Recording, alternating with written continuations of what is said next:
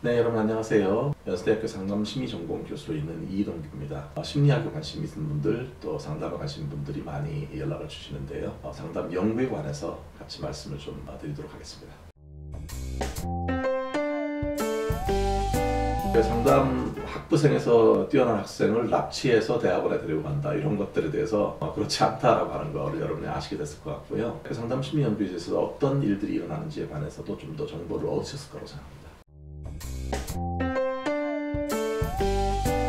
제가 전공했던 것은 문제 해결 그리고 스트레스 대처 이런 것들에 관한 거였어요. 그게 뭐냐면 그 상담에서 많은 사람들이 가지고 오는 문제보다 효율적으로 문제를 잘 해결할 수 있도록 도와주는 것이 관심사였기 때문에 우리가 문제 해결을 하는 과정, 또 문제 해결을 할 때 어떤 부분이 중요한가, 저는 이 문제 해결이라는 부분이 결국은 우리 삶에서 많은 스트레스 원들을 접했을 때 보다 효율적으로 잘 대처하는 것과 맥을 같이 한다고 생각을 해요. 그래서 문제 해결과 대처가 제가 공부를 해왔던 그런 분야인데, 교수가 되고 나서 제가 실제 상담자로서 일을 하면서 많은 내담자들을 만나보니까 우울한 사람들이 많아요.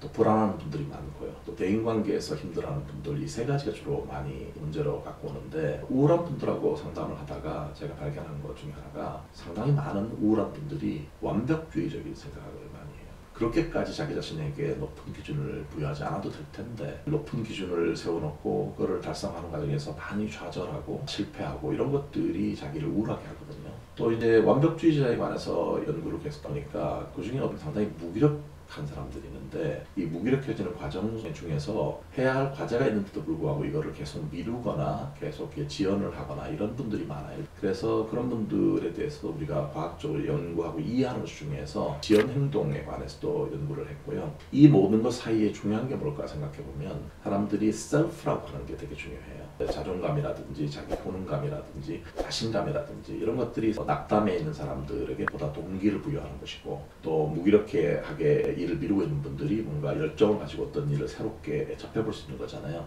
그래서 자기 자신의 어떤 문제를 잘 효율적으로 해결하고 있는가, 이런 부분들에 대해서 관심을 두고 있습니다.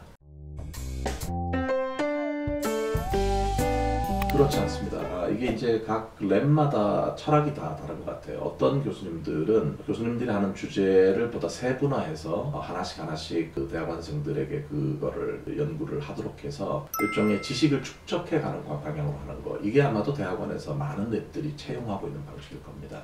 그게 좋은 점은, 우리가 지식이라고 하는 게 한 사람 어떤 작업 위에 좀 더 세분화해서 그 위에 탑을 쌓고, 또 그 위에 새로운 어떤 연구를 디자인해서 일관성을 가지고 이렇게 탑을 쌓았을 때 우리가 진리라고 하는 거에 좀 더 가까워질 수 있다라고 보는 거거든요. 저는 그게 많은 장점을 갖고 있다고 생각을 해요. 왜냐하면 처음부터 어떤 주제를 설정해야 될지 잘 모르는 그런 학생들도 많기 때문에 많은 다른 랩에서 채용하는데, 다만 저희 랩은 제가 갖고 있는 그 철학 중에 하나는, 사람들은 자기가 연구하고 싶어 하는 거를 연구하고 싶어 해요.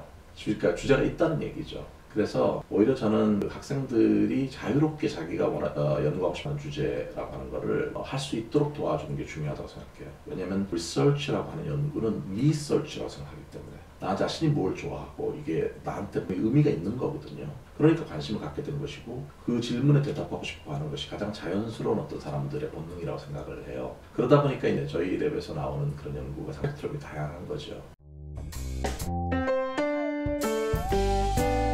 주제가 다양하면 아무래도 챌린징하죠. 제가 알고 있는 전문 분야가 있지만, 또 새로운 분야에 대해서 어떤 주제냐도 중요하지만 전문가가 되어가는 과정에 대해서는 how라고 하는 게 되게 중요하잖아요. 이거는 도와줄 수 있는 부분이에요. 왜냐하면 모든 연구 주제가 이렇게 연구자가 성장하는 과정이라고 하는 거는 비슷한 그런 과정을 거치는 거거든요. 다만 특정한 분야의 문헌 연구라든지 이런 것들은 학생들이 좀 더 많이 해야 되는 부분이 있지만, 그래서 멘토링을 할 때 주제가 다르다고 하더라도 연구자로서 배워가야 되는 스킬과 단계 이런 것들은 존재하기 때문에 충분히 효율적으로 도와줄 수 있다고 생각을 하고요. 또 하나는 다양한 주제를 접하다 보면 사실 많은 걸 배우게 돼요. 학생들과 함께하는 협력 과정을 통해서 저도 새로운 과정들을 새롭게 배우게 되고, 또 같이 고민하고 이러면서 이해 폭이 더 넓어지는 거 있고, 학생들도 자기한테 좀 잘 맞는 그런 주제를 택했을 때 훨씬 더 열정을 갖고 또 관심을 갖고 일을 하게 되는 거거든요. 일례로 상담 심리연구실에서 하는 주제들은 되게 다양해요.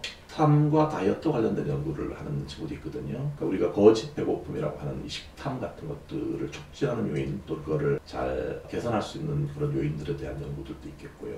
또 어떤 친구는 사람들의 경쟁 심리라든지 승부욕이라든지 이런 것들에 관해서 연구를 하는 친구도 있고, 또 다른 친구들은 이 산업체 장면에서 직무 스트레스라든지 이런 것들을 어떻게 다룰 것인가 이런 연구를 하는 친구들도 있고, 그래서 각각의 연구를 하되 저는 연구 관심사가 비슷한 사람들끼리 이렇게 그룹핑을 시켜서 그들이 함께 고민하고 이렇게 연구하고 이런 과정을 통해서, 또 다양한 주제를 얘기하지만 랩미팅을 통해서 서로 간에 교류하면서 서로 배우게 되는 부분들이 많이 있다고 생각을 해요.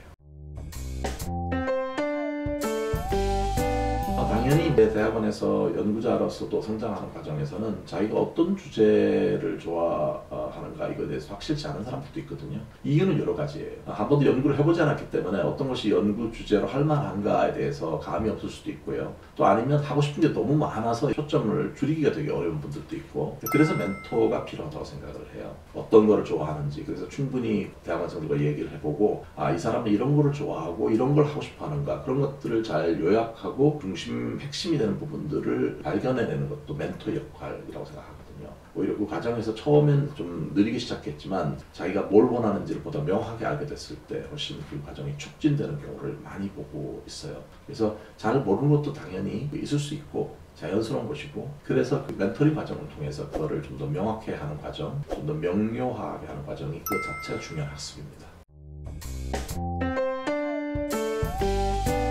저는 크리티컬 띵킹이 중요하다고 생각을 해요. 우리가 어떤 거를 생각할 때 물론 그 대가들이나 다른 사람들이 했던 것들이 있지만 그거를 자기 입장에서 생각해보고 이렇게 이해하는 과정이 있은 다음에 이건 꼭 이럴까? 또 이건 좀 다를 수 있지 않을까? 이렇게 생각하는 그런 것 자체가 비평적 사고라고 하는데, 이거는 그 상담 연구에서 중요하지만 상담 실무에서도 훨씬 더 중요한 부분이거든요. 이 내담자에게는 어떤 부분이 이렇게 힘든 것일까? 이 힘든 거에는 보다 핵심적인 요인은 무엇일까? 이런 것들에 대해서 생각하는 그 사고력이 되게 중요합니다. 논리적인 사고, 비평적인 사고, 이런 것들을 갖고 있어야 되기 때문에, 그래서 상담의 실무와 연구와 이것이 다르지 않다고 말하는 거예요. 내담자를 만나는 상담에서도 이 내담자의 지금 고민 중에 어떤 요인이 핵심적으로 영향을 주고 있는 것인지, 그 관계에서 어떤 방향에서 좀 더 변화를 줘야지만 긍정적인 결과가 나타나는지, 이것들도 다 어떻게 보면 가설 검증적인 거거든요.